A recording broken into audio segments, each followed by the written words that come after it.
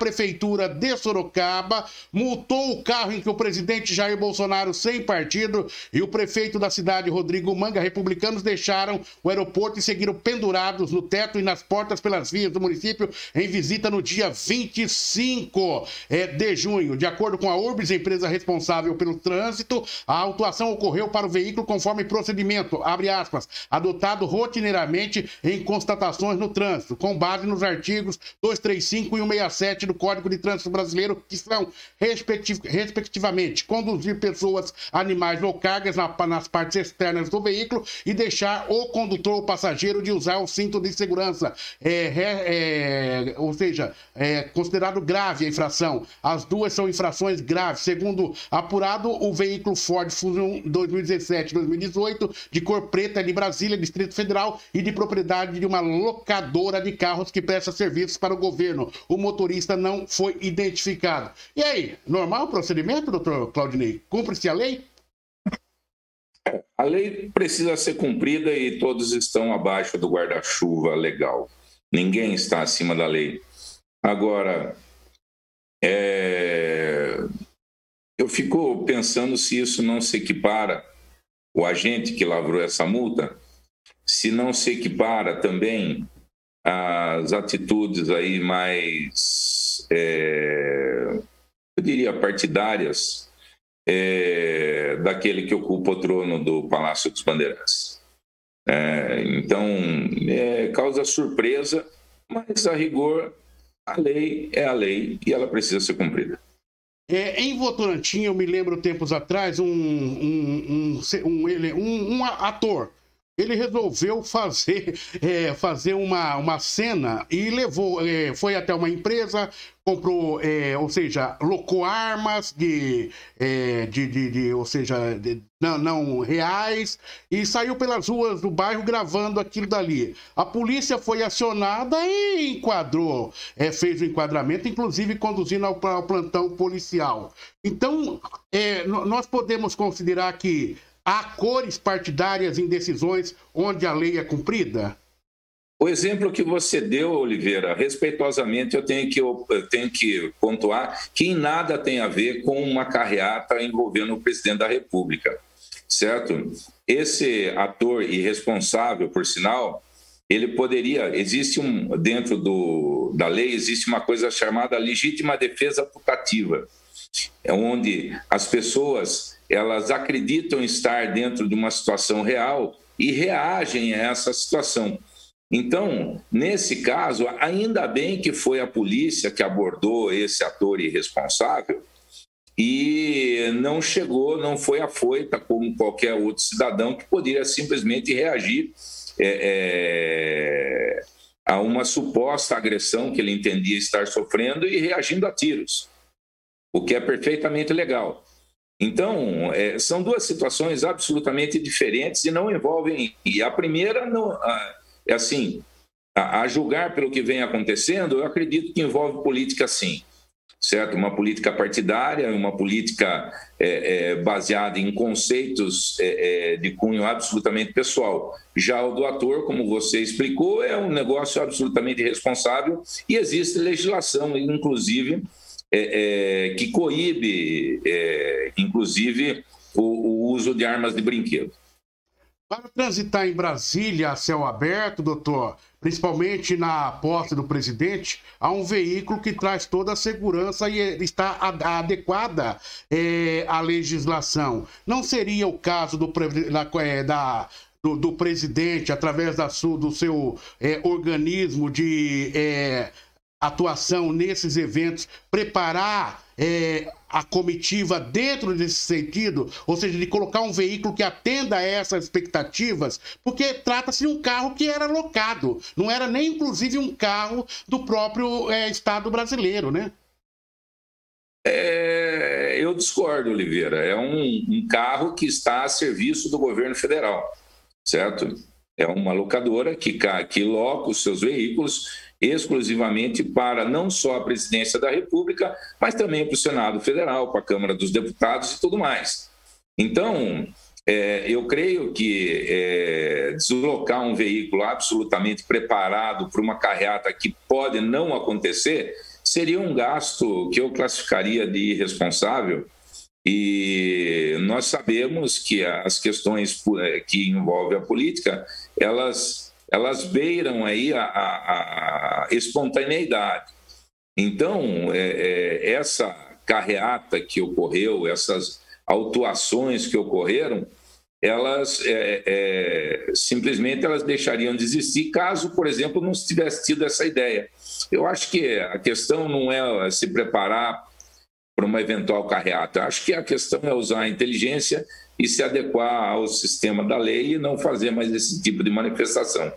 E quando o fizer, aí estiver dentro aí do protocolo, a ocorrência de uma manifestação, aí sim tomar todas as medidas prévias para que isso não aconteça. Agora, o Rolls Royce presidencial, a autuação aí lavrada aí pelo nosso amarelinho fiel à lei, fala sobre o uso de cinto de segurança. O Rolls Royce presidencial ele não usa a autoridade máxima do país que está no banco de trás ali, em pé, fazendo a carreata, também não usa o cinto de segurança. Então, nesse sentido, eu questiono se não é uma questão onde, infelizmente, as pessoas aí buscam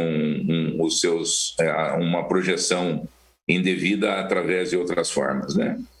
Vamos ver o que vai acontecer. Vamos ver. A multa foi aplicada, né? Vamos ver se... recursos também podem ser impetrados, né, Oliveira? Então, é assim, o primeiro passo de um sistema legal foi dado. O que vai acontecer em segundo, vamos ver o que vai ocorrer. Tá certo, doutor Claudinei Fernando Machado. Eu tô vendo que esse quadro vai ficar interessante, bem polêmico, porque ele já vai direto ao... E nós queremos isso mesmo, que os nossos chamadores de opinião exponham o seu pensamento. Sempre haverá um provocador do outro lado de plantão, ok? Provocando aquilo que a gente ouve nas ruas da cidade, né, doutor? Mas para a gente poder compreender o cenário. Existe uma outra informação, doutor, que temos aqui. A Câmara aprovou o projeto de lei que autoriza a cessão para a Polícia Militar do Estado de São Paulo, um imóvel onde funcionava a antiga sede do Serviço Autônomo de Água e Esgoto de Sorocaba, no Santa Rosália. A área tem 6.208 metros quadrados, com 2.100 metros quadrados de área construída. O local será destinado exclusivamente para a Secretaria de Segurança Pública, com o objetivo de abrigar o setor administrativo do 7º Batalhão da Polícia Militar do Estado de São Paulo. Lembra da polêmica que houve no final do governo da prefeita Jaqueline Coutinho, onde aquela área foi vendida e a polícia falou, mas tinha um compromisso com a gente. Daí o Manga entrou, suspendeu e agora essa área retorna. Como vê essa decisão da Câmara ontem? Eu sou absolutamente contra. Certo? A Polícia Militar, a Segurança Pública, ela é responsabilidade do Estado de São Paulo. E o tirano que ora ocupa o Palácio dos Bandeirantes, ele deve se preocupar com isso, e não a Prefeitura Municipal de Sorocaba. A seção do SAI, vamos dizer assim, o Centro Administrativo do SAI, ele foi alocado num local que deve atender melhor as suas necessidades, estando ali o prédio desocupado. Será que nós não temos outras secretarias ou outras unidades da nossa administração municipal que precisam ser melhor alocadas? Será que esse próprio municipal não seria melhor utilizado, assim, abrigando outras unidades da própria administração municipal, do que simplesmente fazer gentileza com o chapéu alheio, certo? Porque, como eu disse, o 7º Batalhão, ali nós temos, na realidade, nós temos ali 3 unidades dentro daquele complexo policial ali, né? Nós temos o 7º Batalhão de Polícia Militar, nós temos um quartel-escola e nós temos o Comando de Policiamento do Interior. Então, a área, ela é gigantesca. E tem uma área que ela é absolutamente mal utilizada ao lado do CPI e que poderia ser aí repaginado aquele local e o Estado, dentro aí da sua capacidade construtiva, que ali construísse a área que mostrasse o respeito que ele deve ter pela valorosa Polícia Militar e não aí ela, de chapéu na mão, contaram aí com o beneplácito e a bondade do alcaide de Sorocaba. Então, eu, como disse, eu sou absolutamente contra. Isso mostra, mais uma vez, como Sorocaba tem que resolver os problemas que são causados pelo Estado, porque o Estado já não é desta administração, ele considera o sorocabano como um paulista de quinta classe. Haja vista aí o que nós temos aí, por exemplo, eu vou aqui citar a questão do Hospital Adíbio Jatene. Há quanto tempo nós esperamos a construção de uma passarela? E fica esse jogo de empurra aí, enquanto vidas se perdem aí na tentativa de atravessar uma rodovia como a Raposo Tavares. Então, fica aí o alerta ao todo eleitor sorocabano que nas próximas eleições a gente pense mais do que 2 vezes para conferir aí essa procuração em branco para esse que vai ocupar aí, que pretende ocupar aí qualquer outro cargo, inclusive aí o Palácio dos Bandeirantes. Sorocaba precisa ser tratado com mais respeito. Doutor Claudinei Fernando Machado, vou virar a pauta. Vamos lá. A CPI da Covid retirou o sigilo das mensagens de celular do policial militar vendedor de vacinas Luiz Paulo Dominguete. A comissão descobriu que ele já falava em superfaturamento muito antes do jantar do dia 25 de fevereiro, com o diretor de logística do Ministério da Saúde, Roberto Dias. Nesse dia, Dominguete teria ouvido o pedido de propina de $1 por dose de vacina. Nas mensagens, há um contato de Dominguete com o coronel Romualdo, que chegou a ser citado por ele no depoimento à CPI em 1º de julho, no momento em que relatou o pedido de propina de $1 por dose, que teria sido feito por Roberto Dias, ou então diretor de logística do Ministério da Saúde. Dominguete Pereira diz: eu pedi para um coronel da Polícia Militar de Minas Gerais para que ele interviesse para que as informações chegassem a quem de direito, que as vacinas estariam à disposição. Daí o Rodolfo Rodrigues, senador, pergunta: quem é esse coronel da polícia? Dominguete Pereira responde: Coronel Romualdo, Coronel Romualdo, Excelência. Doutor Claudinei Fernando Machado, desenrola aí a comissão, a CPI. A minha pergunta é o seguinte: Bolsonaro sempre disse que no seu governo não havia corrupção. E aí? Bom, fala-se de superfaturamento de uma compra que nunca existiu. Vamos começar por aí. Mas antes disso, vamos pontuar uma coisinha simples. Essa CPI, que devia ser chamada de CPV, que é a Comissão de Passa-Vergonha, aonde coloca pessoas da estirpe de Renan Calheiros, Omar Aziz, Randolfo Rodrigues, para investigar alguém, isso é um verdadeiro escárnio ao povo brasileiro. Essas pessoas, na realidade, elas deviam estar em outro lugar e não no Senado Federal. Elas deviam estar aí encarceradas, tendo-se em vista aí a enormidade de malfeitos que eles praticaram e usam do mandato político, exatamente aí para buscar a incorreta interpretação da imunidade parlamentar que se instalou nesse país e que isso precisa ser corrigido. E aí estão aí, é a raposa investigando o galinheiro. Juridicamente isso é uma vergonha.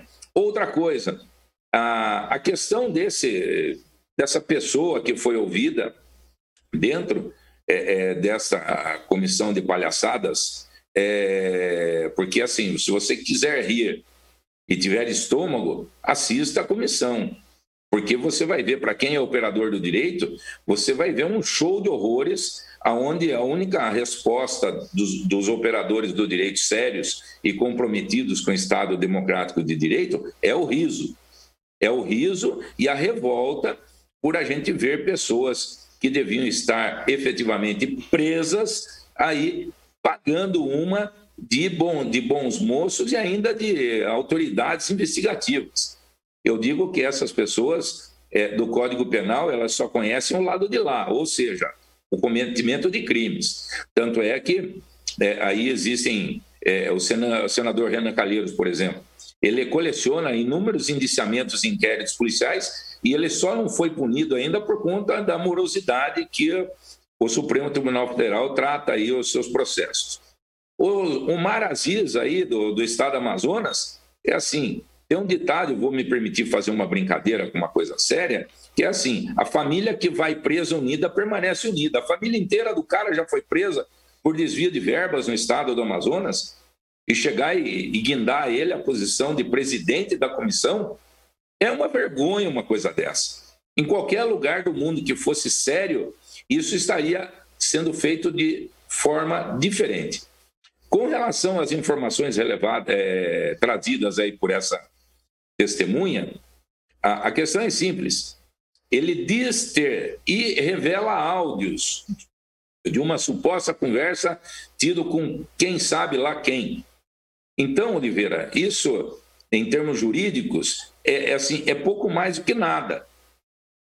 Juridicamente, eu gostaria de que me apontassem qual é efetivamente a validade jurídica dele. Disse que conversou. Eu posso dizer aqui, nesse momento, que eu cheguei, peguei o telefone e liguei para a Sua Santidade, o Papa Francisco, desejando ele uma pronta recuperação lá no Hospital João Paulo II.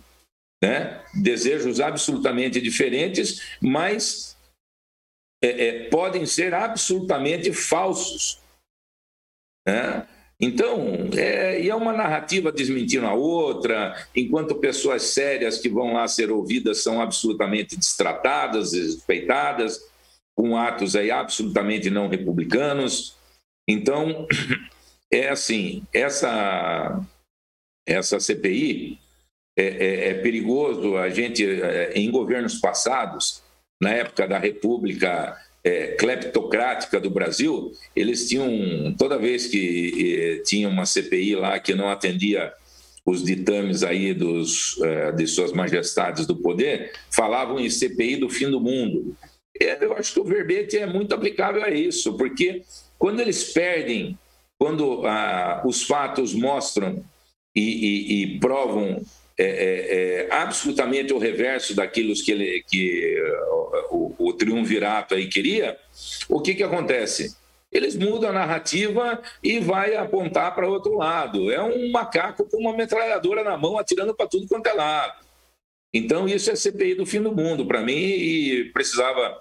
Eu acho que o brasileiro, de uma forma geral, o eleitor e o contribuinte brasileiro, ele precisava ver, primeiramente, o seu voto sendo respeitado e o contribuinte ver o seu dinheiro sendo melhor gasto do que numa palhaçada como essa que vem acontecendo aí dentro do âmbito do nosso Congresso Nacional. Agora, se ficasse só dentro do contexto do Congresso Nacional, a gente talvez conseguisse ser unanimidade dentro dessa linha de pensamento que você coloca, doutor Claudinei. Entretanto, a própria OAB já convoca aí uma reunião extraordinária para discutir o provável impeachment do presidente... O senhor Felipe Santa Cruz, que ora ocupa a cadeira da presidência da Ordem dos Advogados do Brasil, ele não representa a totalidade dos advogados, tendo-se em vista que ele tem adotado posições absolutamente partidárias. A Ordem dos Advogados, que já chegou a ocupar o cargo, assim, o local de um dos organismos mais sérios, mais confiáveis dentro do Brasil, ele não mais ocupa essa posição justamente pelas atitudes desse senhor que ora ocupa a presidência do Conselho Federal. Porque ele, infelizmente, ele se esqueceu que a Ordem dos Advogados é um órgão extremamente político, mas não é partidário. E a Ordem dos Advogados, ela não está aí para simplesmente servir aí os desejos políticos de uma pessoa que não está fazendo jus ao juramento que fez para ocupar a cadeira que honrosamente deveria ocupar. Então, nós, advogados que pensamos com ética e de uma forma muito concreta em termos do futuro do Brasil e principalmente do futuro da advocacia brasileira, nós focamos nossos pensamentos nos problemas que assolam a advocacia. Como, por exemplo, situações aí que envolvem outros órgãos da República. Então, esse senhor, ele deveria estar muito mais preocupado com os advogados e tornar a vida dos advogados melhor do que simplesmente aí utilizar de um organismo tão importante como a Ordem dos Advogados do Brasil para satisfazer seus interesses pessoais. Doutor Claudinei Fernando Machado, obrigado pelas análises contundentes e sempre precisas. Tem feriado pela frente aí, né, doutor Claudinei? Pois é, Oliveira. Mas eu vou continuar na minha linha de hoje de estoque. A questão é a seguinte, né? Os tiranos do poder, eles fizeram tanta lambança aí com adiantamento de feriado, que não sei o que, coisa e tal, que hoje praticamente todo mundo se pergunta se o 9 de julho vai ser feriado ou não, né? Se vai ter expediente, se não vai ter expediente. Então, nós precisamos, me desculpe, efetivamente lembrar que o 9 de julho, para o povo paulista, é uma data absolutamente importante, assim como o 7 de setembro é para o Brasil, o 9 de julho é para o povo paulista com muito orgulho e galhardia, porque nós não somos conduzidos, nós conduzimos. Esse é o lema de São Paulo. No ductor. Não, ao contrário. No ductor. Não haverá expediente, já está definido. Esse feriado não foi incluído naquele processo de antecipação de feriados. Pode descansar, Claudinei, no feriadão na próxima sexta-feira. Tá bom, meu amigo? Um abraço. Um abraço para todos e um prazer estar presente. E assim, com o perdão pela minha contundência, mas baseado exatamente no seu compromisso com informações mais atreladas à verdade e não a partidarismos políticos, a desejos aí muitas vezes inconfessáveis, é que eu tenho a liberdade e a segurança para chegar e trazer a minha opinião sem ter medo aí de ser preso aí pelos tiranos que oram com as cadeiras da República. Muito obrigado, Oliveira. Tenha um bom dia.